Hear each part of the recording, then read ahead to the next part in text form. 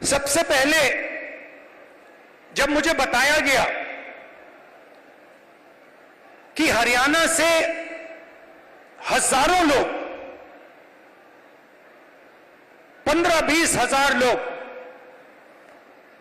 America गए हैं, मैं हैरान हुआ।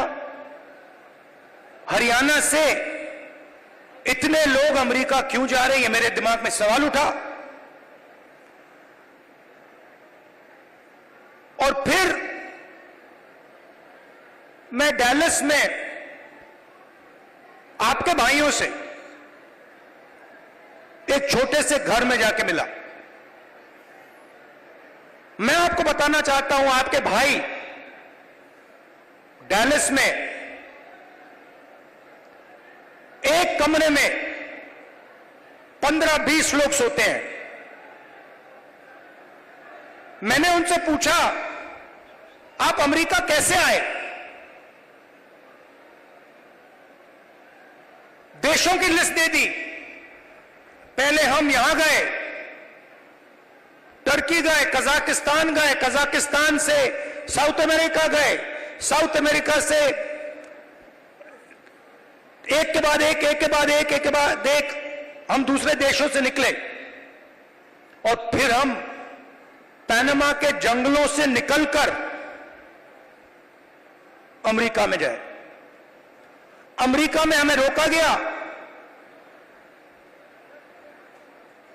पकड़ा गया, और अब हम अमेरिका में हैं। रास्ते की कहानी बताई राहुल जी। रास्ते पे माफिया के लोगों ने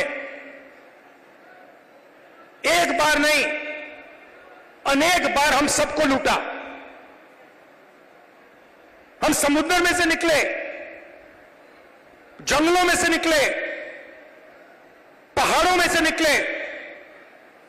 हमारे भाइयों को मरते हुए हमने देखा है, जंगल में मरते हुए देखा है, गिरकर मरते हुए देखा है, अपनी आंखों से देखा है।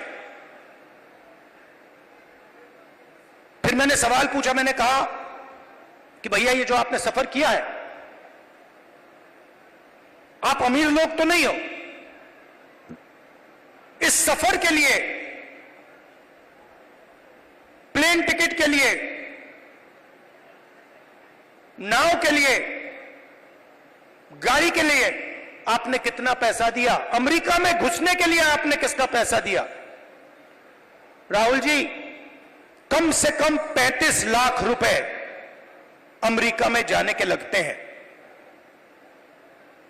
फिर मैंने सवाल पूछा, भाई एक बात बताओ, आप 35 लाख रुपए ब्याज लिए हो या आपने अपना खेत बेचा? आधों ने कहा कि भैया हमने अपना खेत बेचा, दूसरों ने कहा हम ब्याज लिए। मैंने कहा किस रेट पे ब्याज लियो? कहते हैं 2% प्रति महीना।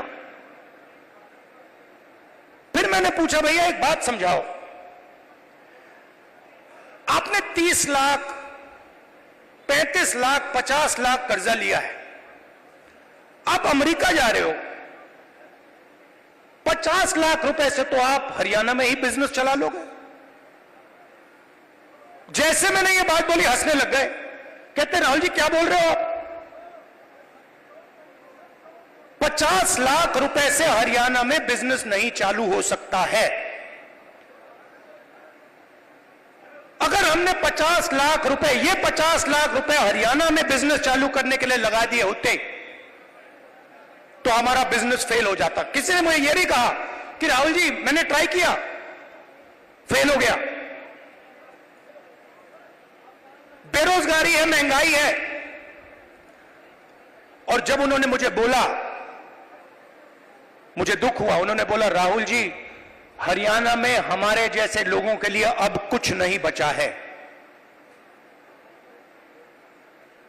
अगर एक युवा गरीब है, अरबपति का बेटा नहीं है, तो ना उसे बैंक लोन मिल सकता है, ना वो बिजनेस चालू कर सकता है, ना वो पब्लिक सेक्टर में जॉब पा सकता है, ना वो आर्मी में जा सकता है।